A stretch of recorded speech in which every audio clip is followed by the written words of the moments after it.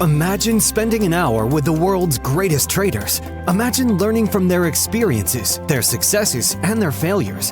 Imagine no more. Welcome to Top Traders Unplugged, the place where you can learn from the best hedge fund managers in the world so you can take your manager due diligence or investment career to the next level.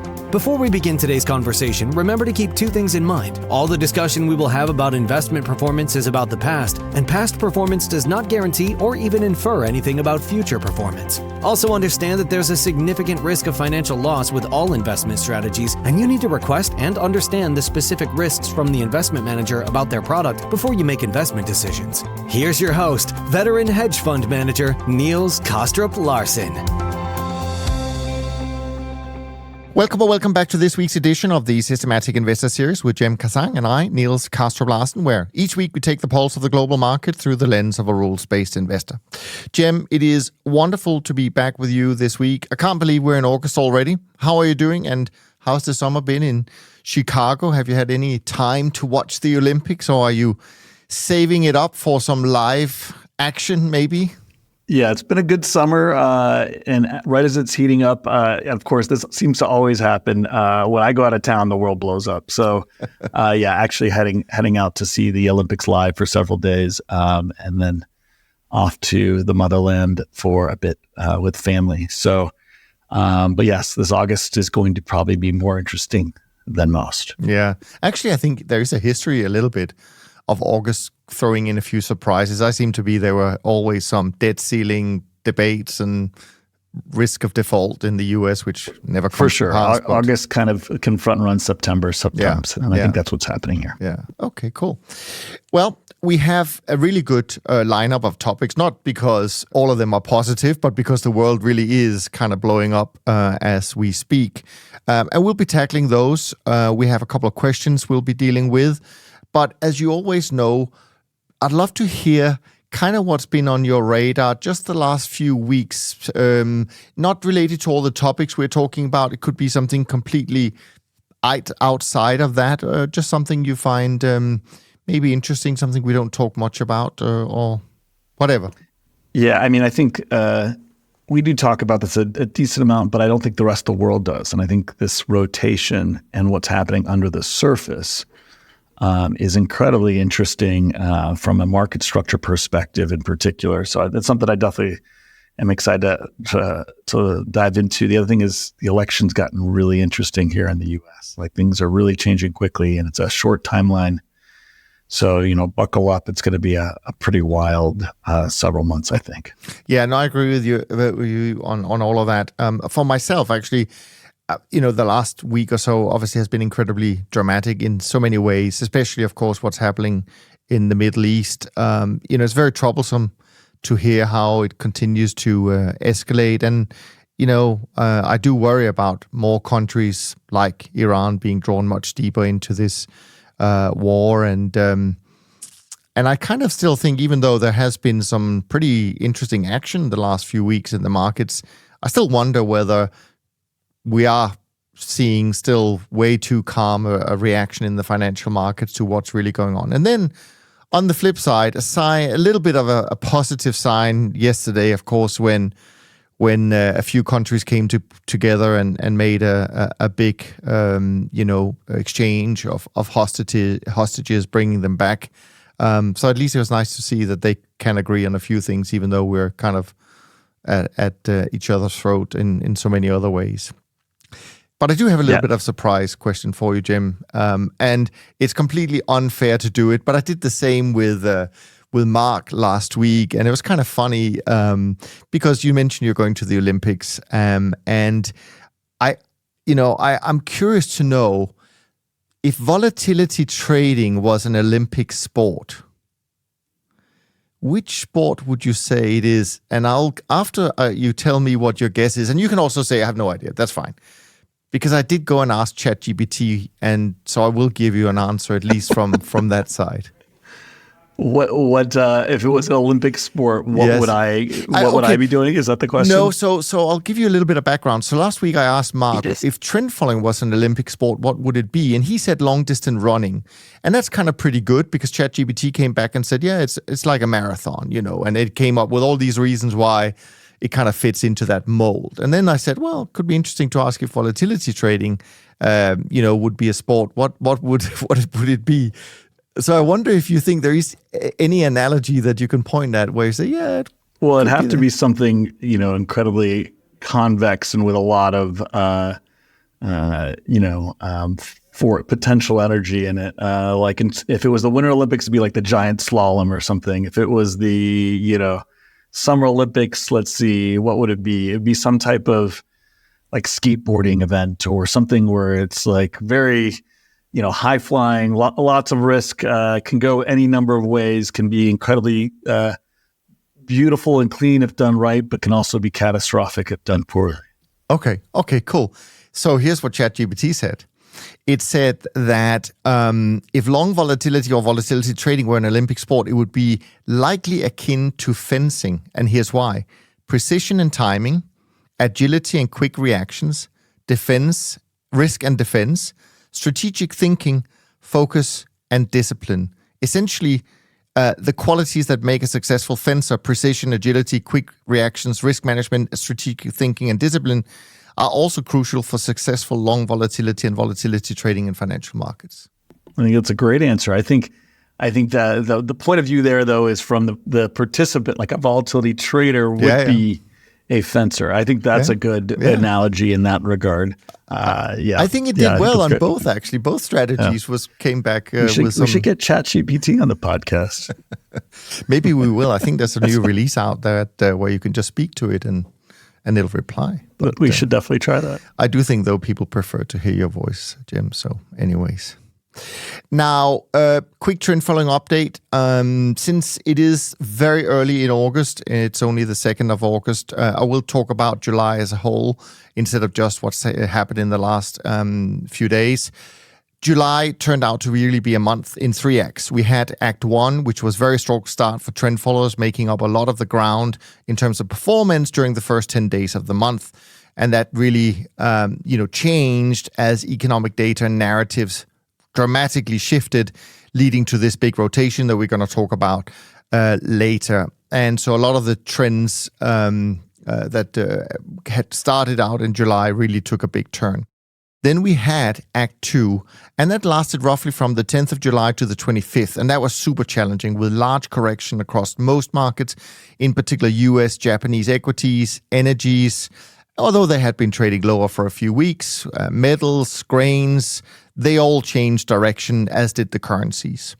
And then you had Act 3, which was the shortest of the three, lasted only for a few days at the end of July, but where the exception of the Japanese yen, we saw a significant reversal, which we may also touch on later on today.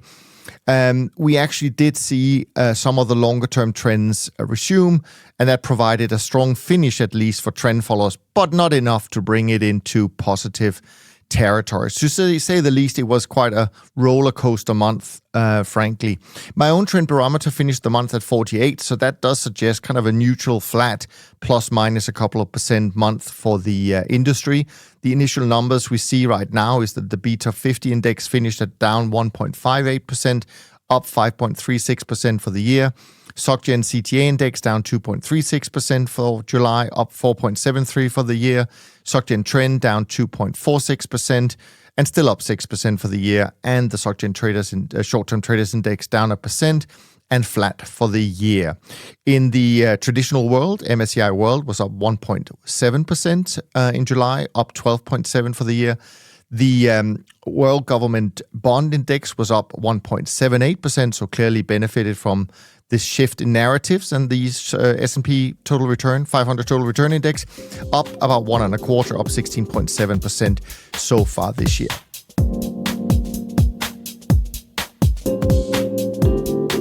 Now, we talk a lot about trend following and how it's been doing, but maybe it would be a good opportunity if you can share, Cem, just a little bit of insight with the audience. How volatility strategies in general are doing in 2024. Now, I don't mean your specific products, because of course, for compliance reasons, we're not going to go down that route, but maybe describe kind of industry performance, but also maybe even talk about, what indices can you even follow in the vol space. We have a few in the trend following space, but I'm not even sure how that is. And of course, it is July was an interesting month, because one of the things that happened was that the S&P 500 left its the streak that had lasted for 356 days without a 2% decline. That happened on 24th of July, and the last streak we had of a magnitude like that occurred in 2017 and 2018,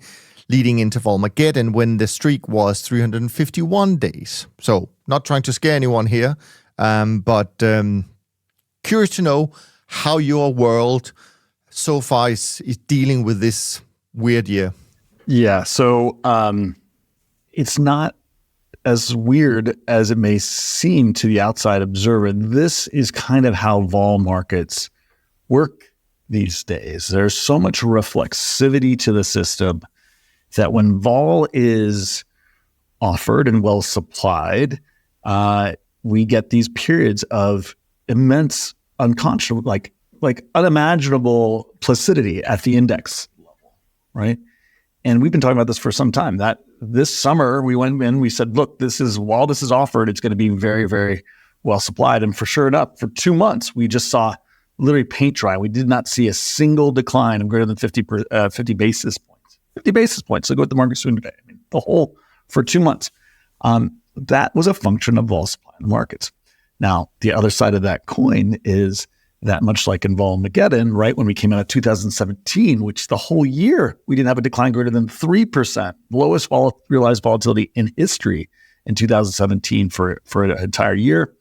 What happened? Well, the impact, once it did break, was even greater, right? And so these are the things that you need to be very watchful for. So once that vol becomes unpinned, then it reflexively now accelerates volatility. And with all the zero DTE things that we're seeing, and when there's selling in that area, it compresses vol. When there's buying, it exacerbates vol.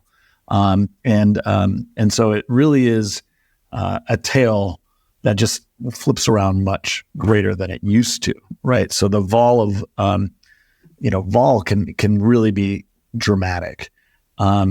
And again, that reflexivity just adds an extra another factorial dimension of convexity to the whole system. And so now once that starts and the unpinning kind of happens, that is actually the time to be very, very careful. And reading the tea leaves on when that might happen is incredibly valuable to a portfolio. People don't think about these things. They don't.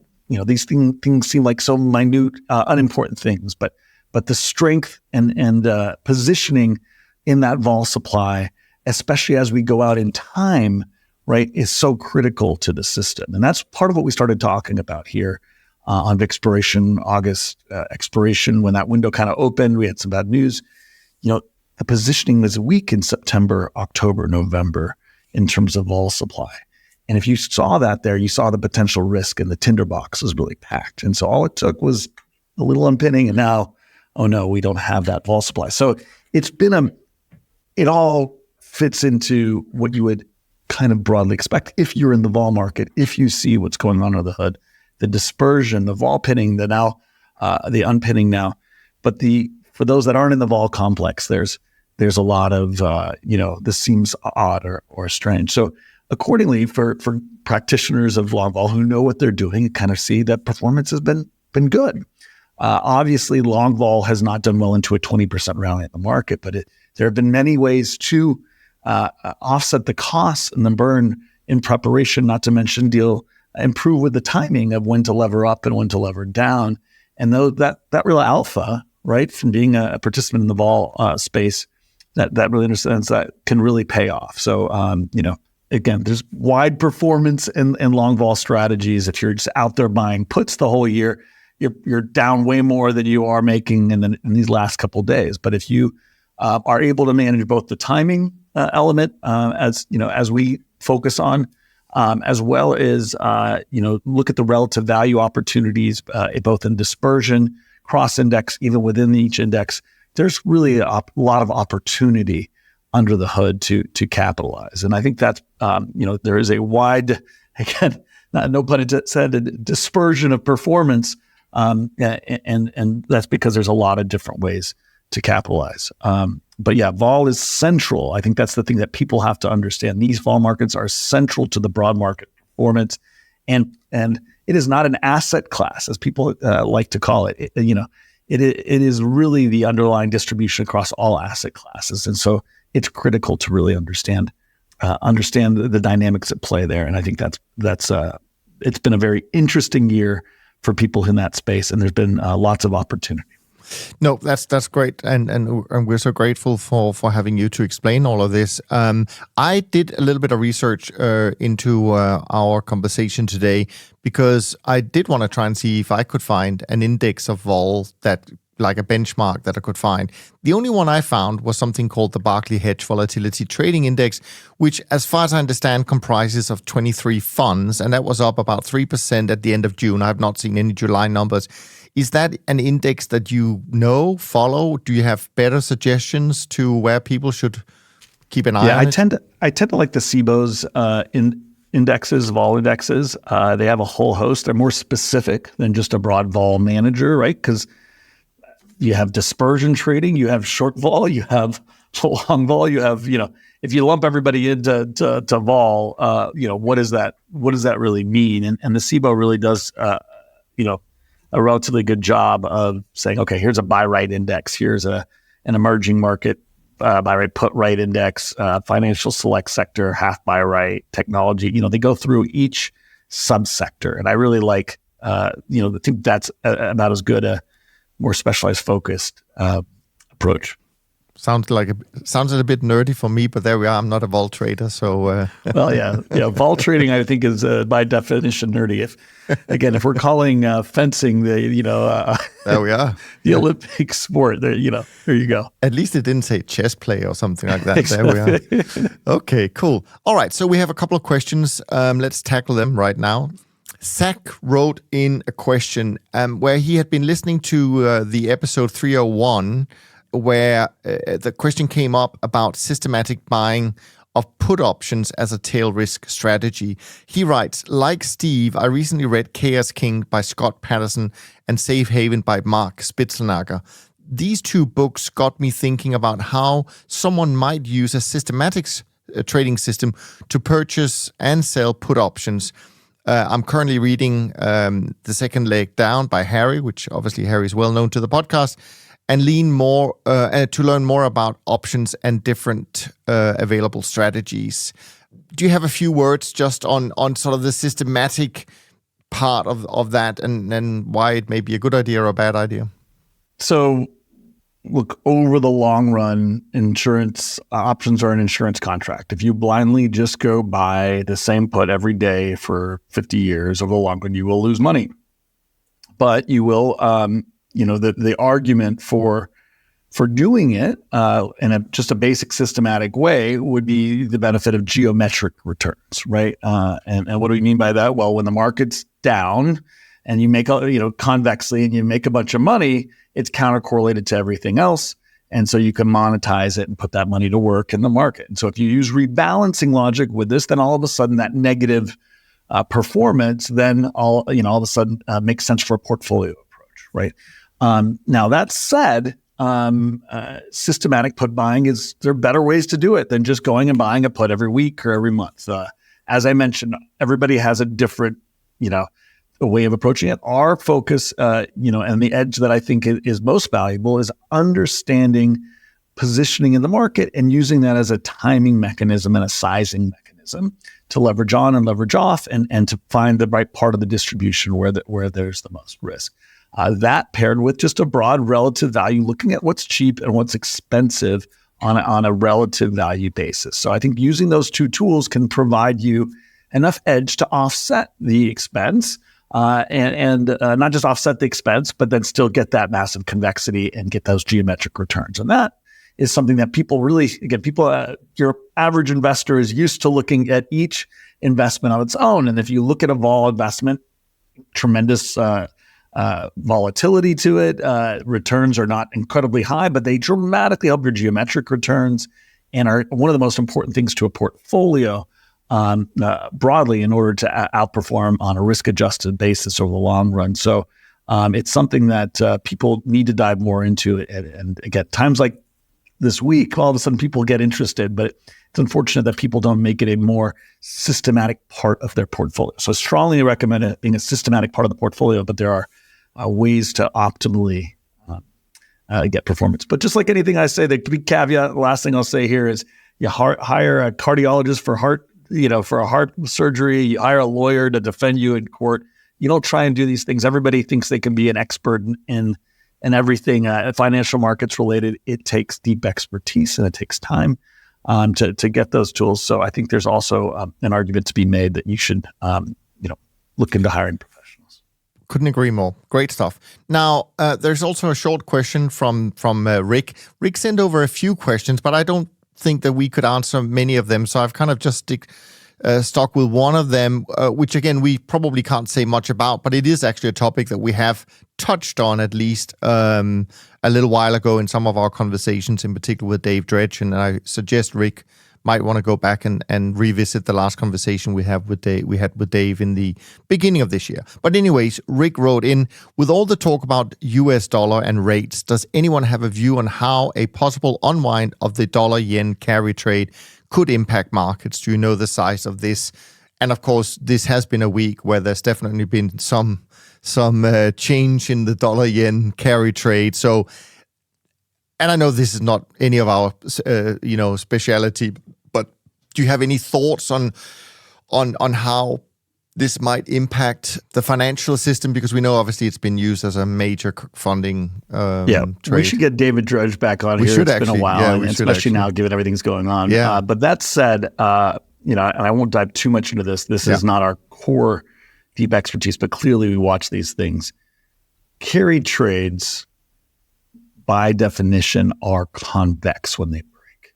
And there's an argument to be made that the majority of the market is a carry trade. A skew trade in the volatility is one of the biggest carry trades. How does that work? Again, you sell put, you buy call, right? And you sell stock. Yes, that has edge over the long run because puts are more expensive than calls. There is a relative value trade there that you can make money 9 times out of 10 and make a lot of good money on a relatively low risk. But the tail on it is dramatic, right? And that is market structure at work. There are opportunities to borrow cheaply and lend expensively and get the edge, but you have to offset that in things that are not a perfect hedge, right? And that are generally linear hedges to that convex outcome. And they are very, very crowded trades as well. Part of the reason for the pricing the other way, by definition, is because everybody has it the other way, right? And so at the end of the day, the yen carry trade is incredibly convex, and it works, and it works, and it works. And so many people make so much money on it for so long. But the problem is, if you're still in it when it goes bad, you can lose everything in days, in weeks. And that's the reality. That's one of the biggest carry trades. Now, another reason that people do this is yes, you have the tail, but the argument is always like, well, if things really start to break, the government will be there to kind of try and bail people out, right? Or, whether it's Japan or the US or, right, they don't want the system and the tail and the convexity to exist. Same with puts versus calls, the whole thing, right? The Fed's on your side, right? And there's some truth to that. And that's part of also why carry trades over the long run, even with the tail, will make money, right? Much like the put conversation we just had, right? But it is not a linear trade. It is, and it is very, very leveraged. And whenever you have a tail with leverage, you better have some other convexity out there somewhere against it. Perfectly said. One thing I will advise you to, Rick, is to go and follow Dave Dredge on LinkedIn, because he posts a really, really great newsletter every month on LinkedIn. And I can't wait to read the July version. I'm pretty sure this must be a topic that comes up. Of course, I can't speak for him, but I have a feeling that there might be some interesting information regarding what has happened in the last week or so over there. Anyways, we're going to jump to something also very macro-like, namely a number of topics that you've brought along, Cem. They're great. And I'm going to kind of more prompt you, because I'm not entirely sure where you want to go, as it's relatively shorthand that I get from you, which is perfect. So let's just jump into it. And of course, I would say, following on from our conversation with Alfonso Macroelf, better known as Macroelf, some of these things people should maybe go back and also listen to that conversation. We released it a couple of weeks ago to get even more color on. But let's just dive into it. You have a topic here, Trump 2.0, harder, better, faster, stronger. Where do you want to go with this? Yeah, so multiple things to talk about today. We usually like to talk about two major areas, right? Macro, what's happening that can drive bigger structural changes on a multi-year basis. What are the bigger distributions kind of telling us, and the incentives in the system. The other one is flows, what's happening in market microstructure under the hood. And the key is to kind of put those two together, to put short and medium and the term together. For the big picture, let's start with the big picture and the election. The reality of the election that people need to broadly understand is, it is first and foremost, the Electoral College math is very hard for Kamala. It's not that she cannot win, and things have changed very quickly, right? But the Electoral College is very, very difficult. That's one. Two, if Trump wins, it is almost impossible. I use that word generally very carefully. It's almost impossible for the Democrats, based on the seats that are up for grabs, right, and the tie voting in the Senate by the vice president, for the Democrats to win the Senate. So if Trump wins, he's going to win the Senate. They already hold the House. Turning the House has never happened in a year that the presidential candidate has not won the election. So for the Democrats to turn the House to positive is also highly unlikely. So we have a situation in terms of the election where if Trump wins, he's going to have a broad mandate. Pair with that the incredibly important, again, I can't believe sometimes how little things are talked about, but the Supreme Court decision last month about presidential powers here in the U.S. And the general immunity given to a president under carte blanche under pretty much every scenario makes particularly a president like Trump, who is willing to push the envelope and get any crack he can to push a different agenda, makes it much more possible than the last time Trump was president. So that's incredibly important. And then add the last element of the assassination attempt. It seems like forever ago, was not long ago, right, on Trump. That has created a greater groundswell of sympathy for him broadly, in some circles, and among his base, a increased kind of fervor and support as well. And so you take all of these things, right, potentially a mandate across Congress, more potential executive action powers to also influence other parties, and then a broad support, a stronger fervor of support. And we have a very volatile, right, potential input to the system. If he is to win, right, and it's far from guaranteed, but I would say still very likely, we're dealing with a three-legged stool, I would call it, three major things that he clearly holds high in his agenda and is looking to broadly institute. One, and he's looking for protectionism, right? Broadly increasing tariffs and protectionism, broadly across the system. Two, he's looking at the same time hemming immigration.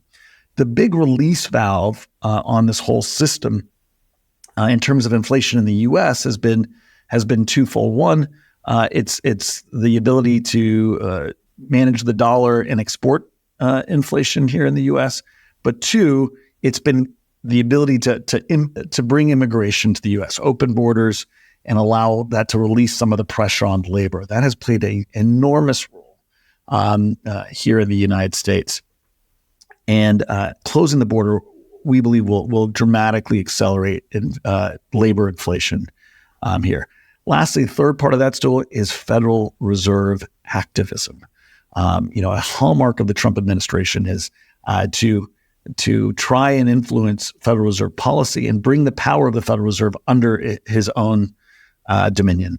And I think you better believe that will happen. Maybe not immediately, but definitely that is his intent, and he would like nothing more to run a hot economy and to really particularly favor U.S. over global. Obviously, make America great again, right? So I think that those three things: protectionism, immigration policy, activist Fed, are all not only inflationary, but they are very bullish together, based on the Federal Reserve piece as well of gold, Bitcoin, and things that are really diversifications to the dollar and to inflation. Okay, great overview. Let me try and dive in with just a few questions to clarify a few things. Obviously, I don't follow U.S. politics as closely as you do, but I am aware that Biden wants to overhaul the Supreme Court. Can you just explain briefly what it is he wants to do and who would decide on this? And if they could do it before January of next year, wouldn't a Trump clean sweep just undo it, so to speak? So to be clear, the Supreme Court decision recently, which was arguably a function of Trump and his last administration, putting in several new Supreme Court justices, is already been kind of revamped in the image of Trump. It's all well on its way, right? It is an activist Supreme Court at this point. It is trying to remake policy. And we've seen that, and this is not a political anti-Trump comment, it just is. We've already seen it with abortion, pro-life policy. We've already seen it with several other major decisions, which are very much against precedent, right?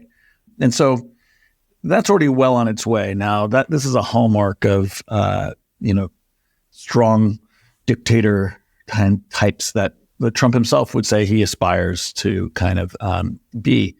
Just look at my home country of Turkey, right? Erdogan, one of his first principles was to go try and overhaul the judiciary. And that's what he did. He cleaned out the judiciary and made it much more favorable to and less of a check on his powers. Then he went in and did it to the military, and then piece by piece kind of tried to break down kind of checks and balances in the system. And that's I think, the model that you can expect in different ways. It won't be the first or the last, time in history. This is a well played textbook, So I think that's the broad, thing. The Democrats on the other end are trying to circumvent that in any way they can. They have very little ability to do that, in my opinion, unless they get, win the presidency. Right, but my particular question is, my understanding from just what I've seen in the news is that they want to limit the term, for example. It can't be a lifetime term anymore. There's a limit to the term and so on and so forth. But what I'm trying to understand is, but even if they manage to do things like that, which obviously won't have an immediate effect, but it will have an effect over time, couldn't another regime just turn that around? I mean, isn't it just whoever has the majority? That's the U.S. system. Right. That's the U.S. system, and it's both his benefits and flaws. I mean, we can go back to Plato, right? Like all these systems are innately, flawed. They're, the reality is humankind is flawed, and right, we're trying to create a less bad system and protect us from ourselves over the long run. But yeah, the democracy will last longer, but it doesn't. We tend to get kind of non-optimal outcomes in the meantime. Is the thought, or it can last a lot longer. So anyway, but not to spend too much time on the topic. But the reality is, there's very little realistically for the Biden administration to do here until the election. They don't have both houses of Congress. They don't have enough of a mandate. It's a lame duck period. And anything that they did, yes, would be overturned by the next administration as well. Okay. You mentioned the Federal Reserve and what might happen to this if we get a clean sweep at the election in favor of Trump. And you mentioned the fact that he likes to make things very accommodative. He's, after all, a borrower. He's in real estate, so lower interest rates are better than higher interest rates, I guess. But the thing, I guess, is, how effective are the policies and economic policies really in addressing some of the major economic challenges that the U.S. face? And I was listening to Jim Grant the other day talking about the Federal Reserve Bank of Chicago Financial Conditions Index. As it sounded like from memory that's an index that he thinks might actually give a pretty good idea of, among all sorts of indicators, but how tight conditions are, or how easy they are, and so on and so forth. And again, from memory, I think he said that actually, and this also, by the way, includes things like credit spreads and all sorts of indications. And according to him, I think it actually at the moment is pretty loose. It's very accommodative when you look at this index. So I guess the question is, it should really be, for someone to take control of the central bank in the U.S. and drive a certain, agenda through. It's unfathomable, really, if that was to happen. Well, look, I'll say the following. In the short term, it is in the U.S.'s best interest. Again, I want to reiterate, in the short term, it is in the U.S.'s best interest to tax the world, right?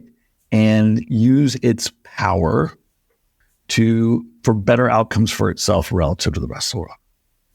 The reason, though, the core reason that the U.S. has power at all is because the rest of the world sees it as at least the least bad of other options in terms of providing kind of support and a system that holds everything together. Again, you can argue that, but again, least bad relative to the other options. And the second, long term, you start to use your power seemingly unjustly relative to what the rest of the world thinks, then you start to degrade the core reason. So I think the Trump administration could, in the short term, it's very short-sighted, could drive, and I think we're seeing the markets kind of pricing that in the last 8 years, right? Increasingly better outcomes for the U.S. relative to the world. It's a power game at the end of the day. It's like, you can tax your dominions, and again, I hate to talk about it that way as an American national, right? But that's the reality. But in the long run, that's not good for the United States. That is very bad for all kinds of things and creates convex outcomes. Again, another tail convex outcome with positive short-term, outcomes. You have to take the middle route, right? It's okay to benefit from your power to some extent, but you have to. That's think of it as a tax for providing services. What any leader or anything else would do. And so, pulling away from the world stage, make America great again. That whole idea is a very short-term focused idea, and I think Donald Trump with an activist Fed would just do more of that. He would degrade the long-term trust in the system, but could very well make for a very good 4 years for it. And I think that's something to be thoughtful of. Yeah. Okay, cool. Final point I wanted to mention, not least because we're recording just after the latest unemployment numbers came out, a rise to 4.3%, which is interesting for a slightly different reason. And that's because a couple of weeks ago we had a guest on, Claudia Sam, who has something called the SAM rule. And the SAM rule is, for those who don't know, like I didn't know, frankly, is that it is triggered if there is a rise of 50 basis points or more in the 3 months average compared to the low of the last 12 months in the unemployment rate. And when it is triggered, it forecasts a recession. Now, I think, I haven't read up on this, but I think she's been out saying that maybe it's actually not going to trigger it this time. And I haven't looked into why that may be, but I saw a tweet about this from an observer. So I'm not using this as a prediction. It's just that it's interesting because I actually think it may have been triggered this time without having done the calculation since the number just came out.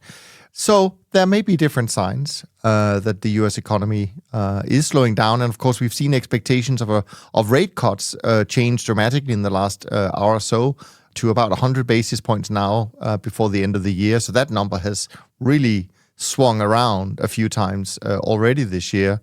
Any thoughts on that? I'm not entirely sure whether I had a question I have there a ton of thoughts on this, actually. The important piece here in terms of market structure that people don't, I mean, if there's one thing that it amazes me, that wealth advisors, that people that are in financial markets day in, day out, like, people don't understand one of the most basic important principles of financial markets.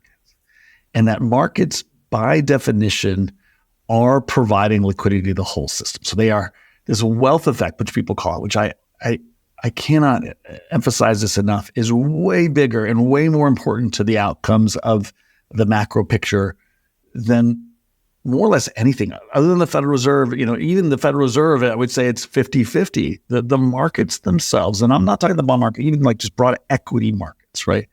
That effect is dramatic, right? We talked about this before, but real quick, $200 trillion on average. I can tell you how we get to that number, but $100 trillion in equities, at least another $100 trillion tied to equities, $200 trillion. You drop 10%, that's $20 trillion of collateral taken out of the system.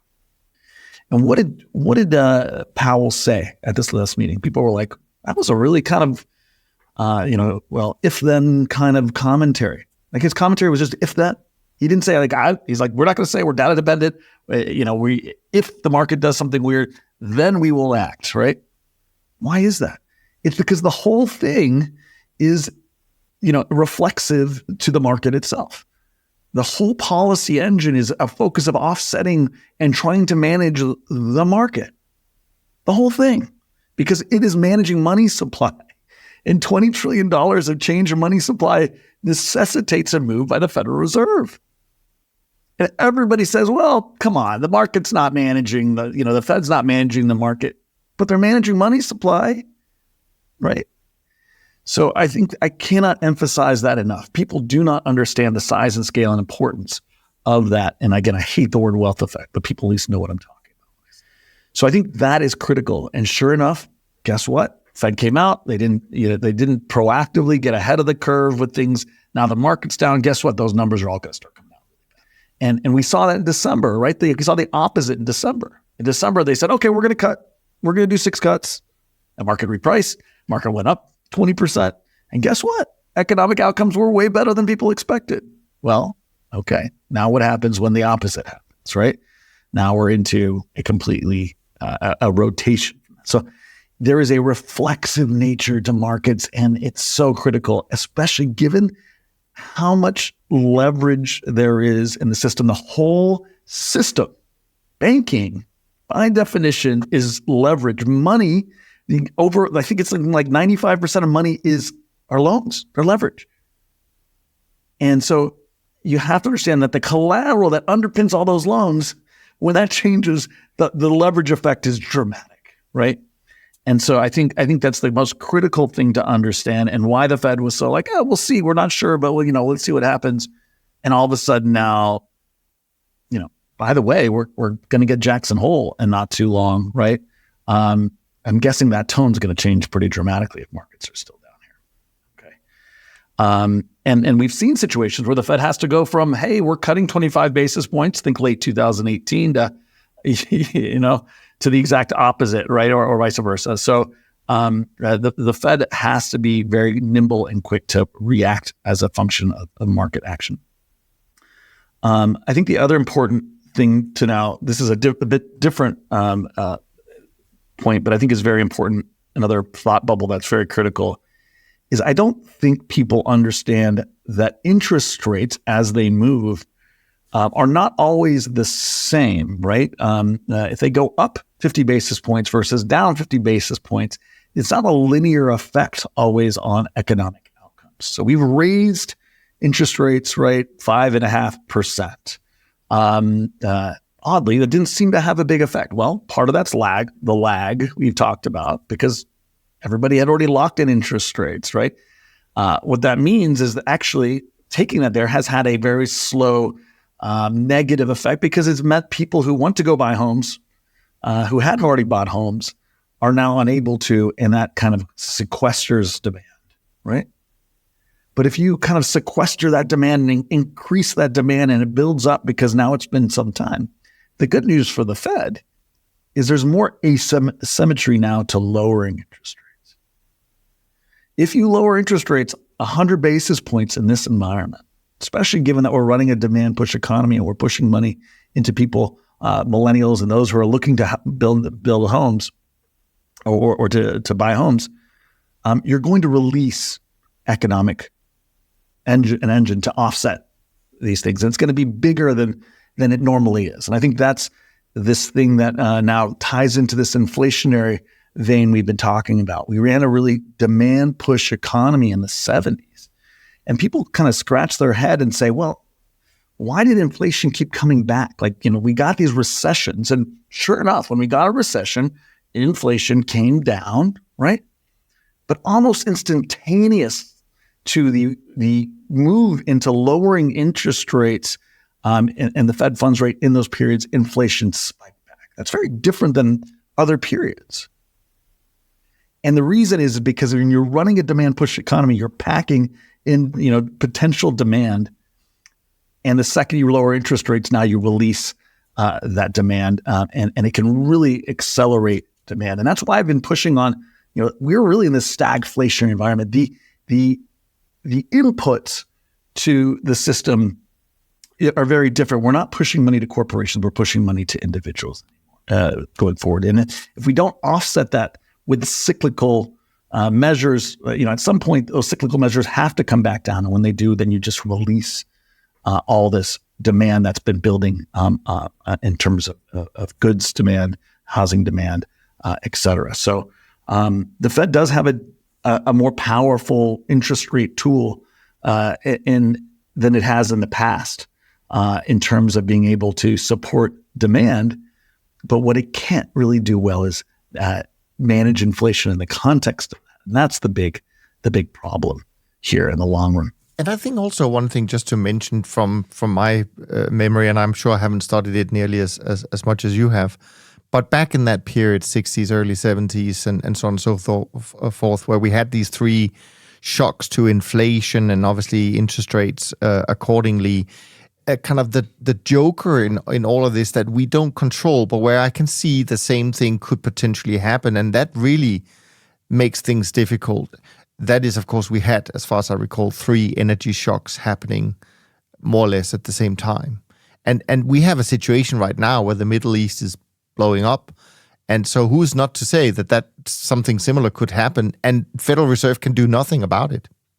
We've talked about this before, right? It is not an independent event that in the 1970s that we had oil shocks.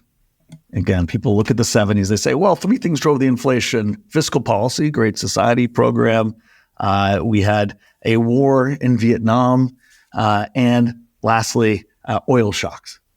They're all the same thing.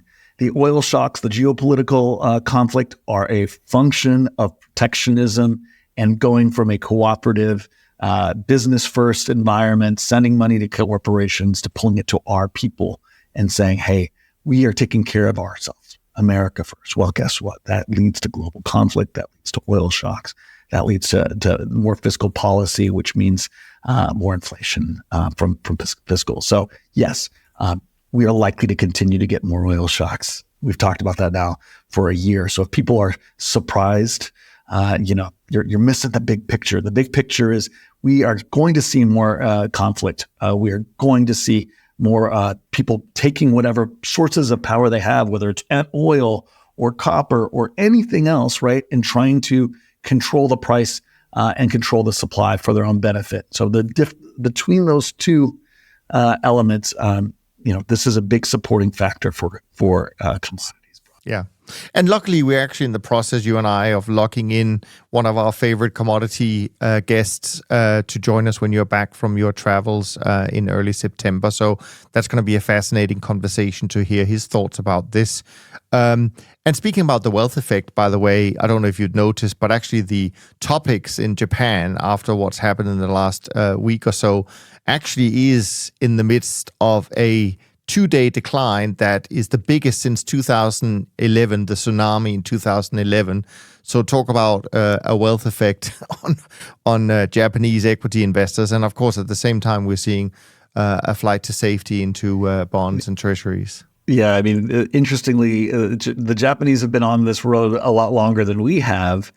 And they will go buy stocks like the federal, the government isn't even mincing words anymore. They know the wealth effect is real, and they know that if they have to jump in and manage it directly, they will. And so that's another thing to be mindful of, something we haven't talked about, but something that, a specter that's out there that maybe people aren't thinking about that could very well play in as we move forward. Yeah.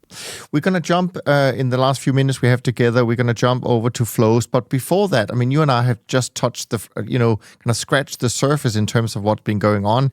We haven't even talked about the fact that there's been, at least from a European perspective, quite an interesting and surprise outcome in the very end of the French elections. We have had elections in the UK where the two main parties, I think people might be missing that, the two main parties, so Labour and the Conservatives, won just over 57% of the vote. That's the lowest combined share of a century, showing perhaps something I'd even mentioned when we talked about the US election, the fact that when I hear someone like a Pippa Malmgren, a previous guest on the show, talk about the election and who better to ask than her, in the bigger poll, and I forget the name of that poll, but it has something like 26,000 people they're asking. Robert F. Kennedy is polling incredibly well in those polls. We never hear about it really on mainstream media, maybe because he wants to ban vaccine advertising on those channels. I have no idea, just a guess. But there's so many things in that. And of course, only, was it yesterday, Bank of England came with its first interest rate cut since early 2020. So there are lots of things to talk about when you return, that's for sure. Okay, flows. Talk me through the flows, because I think there's some very interesting specific topics you wanted to bring up here. Yeah, I think this is one of the most important kind of things. What has happened here in terms of why did this decline start? Why did it start the way it started? There is, again, I mentioned at the top of the show, if you're in the vol markets, a lot of what's been happening here has, at least in terms of market structure, has been really tied to vol markets structure, right? We have seen dramatic, and we've talked about this for so long, the vol supply and the index level being, the Dutch boy with his thumb on the dike, right? Like the reality is that index holds together what's otherwise been a lot of idiosyncratic risk. And we saw that this summer, again, to the consternation and confusion to all. How could we have such low volatility in the context of all these other things happening, right? Well, that vol supply is the key. But the key to that is you don't mute idiosyncratic risk, right? So we've been getting all of this dispersion, right? Something goes up, and the index has been, something has to go down. We've talked about this concept a lot on here. That dispersion drove to such an extreme over those 2 months. Yes, the market wasn't moving, but under the hood, we kept seeing a increasing divergence. And that divergence, when it gets to this extreme, can itself cause underlying volatility. It can force stress to the middle if it's violent enough back the other way. And so what we started seeing in about a week and a half, 2 weeks, call it, before the rotation really started moving was a couple of important things. And I really want to highlight this. One, in terms of market structure, momentum in NVIDIA specifically and broadly in those tech names started to slow. You started to see brief declines. That was based on some idiosyncratic news from NVIDIA and some other names in particular. But when that starts to slow, and it's a short gamma center, right? The index has been long vol to the dealers, but customers have been buying calls and speculating on calls in these names and getting lots of convexity and the AI names. When that started to slow, those calls start to decay. Now, those dealers who are short those calls and long stock now have to start, right, selling that stock back out. And we started to see a slow decline. You can see every day that selling come in the morning and the evening. So the structure all of a sudden started to change a bit. At that same time, you had Druckenmiller buy a massive amount of upside calls and Russells. The amount of call open interest skyrocketed in the week or 2 weeks before the Russell took off. It's not just Druckenmiller. There's the catalyst of the cascade of when somebody like him does something like that, and there's already kind of a setup in terms of other things where other people start buying. And so what we started to do is get a move from the call short gamma area going from AI to Russell, right as NVIDIA was changing its personality in terms of that, right? And you started to see losses on call buyers as well, which stops some of that call buying and the squeeze. It's a momentum game, right? When that starts to move like that, the market is now set for, again, remember the index vol is pinned, right? So if one of them moves in one way, that money's got to go somewhere else, right? And so it's not just the setup on each, it's the fact that the index itself is now going to enforce a greater volatility once a move happens. And all it took was one comment. It was already in play. Like we already saw play. And a brief narrative change. And that's all it is a narrative change, because it's something we've known, something we've talked about on here. We actually said it. I go back last month. I think I highlighted it was last month or the month before. I was like, NVIDIA is one of the core risks to the market. Why? Because the reason it was left for dead in 22 is because people saw it as an existential, uninvestable despite its positive outcomes because of the risk of China invading Taiwan. That was the reason that NVIDIA was dramatically underperforming during that period. And there was all kinds of speculation that would happen. Well, it didn't happen in 22. The narrative changed. AI took off. Their earnings were great. It went on a 150, 200% run, right? Well, but guess what? We're getting to the election. And all it took was those fears and those concerns. And to be clear, there is not a single company in the United States that has more to lose if China invades Taiwan, and not just the United States, in the world, than NVIDIA. And NVIDIA would have to shutter, I think it's 80% of its production the next day. So that existential risk, and by the way, the odds of that happening are increasing as we get into the election. If a Trump type gets in office, he came out and said one important thing that Wednesday of expiration. He said, hey, Taiwan, we're not paying for your defense. If you want us to defend you, you better pay us a lot of money. Okay. We know Trump. We know he's hesitant for this. But that comment, which normally nobody would think much about it, set off a narrative change and a realization that this run has been devoid of thinking about the other risks that exist, right? And more importantly, it was in the context of an already turning market structure. So what have we seen? We saw almost immediately a 4 standard deviation move, in the Russell relative to other things, relative to the S&P. And we've only seen that move continue. Now, though, as I mentioned, if this rotation is powerful enough, what it does is it can unpin volatility. Why? Because true volatility events happen. I mean, this is a zero-sum market, right? So like zero, like somebody wins and somebody loses at the end of the day. There's a buyer and seller at all times.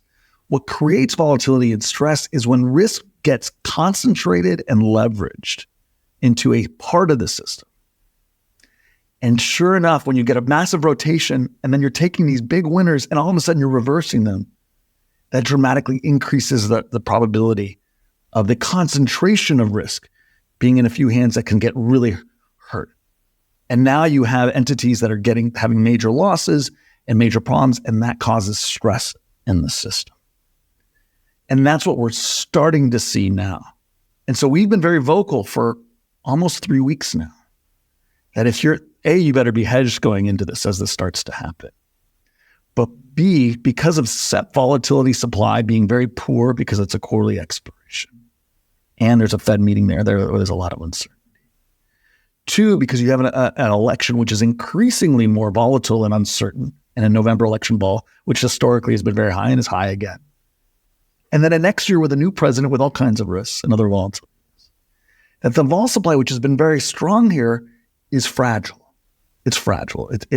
This vol that's here now will not necessarily be there later. And if we get moving fast here, it can really happen. This is what we said. We were very vocal. And when asked, what do you hedge it with? The answer was NVIDIA puts. Intel is down 29% this morning. 29%. That's not healthy action. The relative move up in the S&P just 2 days ago, a 2% plus move, is classic short squeeze, trying to shake out people who realize what's going on. This is what we see. So you have to be very cautious in this window until at least September and arguably October, November. Vol is incredibly, in my opinion, undervalued in this environment as we speak. And more importantly, skew and convexity is undervalued. Skew is very, very low here, FYI. It is, and historically the way market structure works is you decline and skew comes down. People start selling more puts as opposed to buying stock, or they are selling faraway units to buy closer ones for a smaller move. But if you start getting a more convex move, skew can explode. So we saw it during Bull-Mageddon. We've seen it during other similar periods as well. So just be mindful. There's still hedges. Yes, the VIX has gone up, but fixed strike vol relative has not gone up that much yet. And there are, given the risk and the likely staying nature of this, at least for several months, this is not something that is now that vol's unpinned going to get back to a pin nature likely quickly, and particularly in those rotation names. That rotation is likely to continue now for some time. So, as everybody knows, I'm not a vol expert in any shape or form, but I want to bring up one point at the very end here that we discussed a couple of months ago, where you mentioned this thing about, well, if the June OPEX goes well and there's not a lot of pullback in the market, you could see kind of a parabolic move to the upside before it all falls apart early next year. I sense from what you're just saying now, and again, I could be wrong, and by the way, this is not investment advice. I sense you may have changed your view on that. Is that correct or not? You have to remember that this is a distribution of outcomes, and path changes as we go, right? And that is not a cop-out. That is just the reality of the system. It takes sometimes incredibly small, seemingly small things to make a dramatic change in path. The Federal Reserve has tools at its disposal, as I mentioned. And the Federal Reserve's response to this, its reaction function, is important. If they choose to go 50 basis points in September, or better yet, they choose to get ahead of it, and all of a sudden use very strong language at Jackson Hole, right? You could see a reversal, and again, post-September expiration, right? My personal view is that a lot of the stress diminishes dramatically. So the view has broadly been, and I want to be clear, that this summer was going to be placid. We have to be careful in our windows of weakness, and that we had said how most likely outcome in terms of path, most likely path would have been August expiration. We started to see things before that showed potential risk there. We got it to the day in the July expiration that kind of front run and saw the risks and is now pushing that. Now vol's unpinned, and now there's stress until kind of that September OPEX. So to me, it makes a ton of sense. Again, the current path, but let me rewind. We said, that we were likely to get some wobble in the fall. I mean, we've been very vocal about that. The point I'm making you is this is the wobble. It's happening. It started a month earlier, but we got the 2 months of dramatic dispersion in vol supply. It unpinned earlier based on the rotation kind of starting. Very clear when it started, this is it, get hedged, right? You have to be dynamic. But the view has been that after that decline happens, that we're likely to see another run into the end of the year. I still believe that. I don't think this is the cataclysmic end. Now, to be clear, that could change, right? If this thing gets bigger and worse and China invades Taiwan or something happens, like the view changes, right? Like the reality is there's a reaction function here that's dramatic. And the biggest reaction is the Fed, right? The second one is policy in terms of election and who's likely to be in and what they're likely to do. My view, to be clear, has always been slow summer, wobble in the fall, rally back, likely sometime early next year, the real fireworks begin. And I still think that's true. Okay, very interesting. This was awesome. This was perfect. And as always, people really should go and follow you on all the social channels, mostly Twitter, I would say, because there is so much value in what you share and for people to stay up to date. Because it is a very dynamic situation we're working in, and therefore even our fairly regular conversations there's not enough of those. Next week, I'll be joined by Nick. So if you have questions for him, as people often do, please send me an email, info@toptradersunplugged.com, and I'll try and get them in front of him. And if you love these conversations, which we hope you do, please don't hesitate and jump over to your favorite podcast platform, leave a rating and review.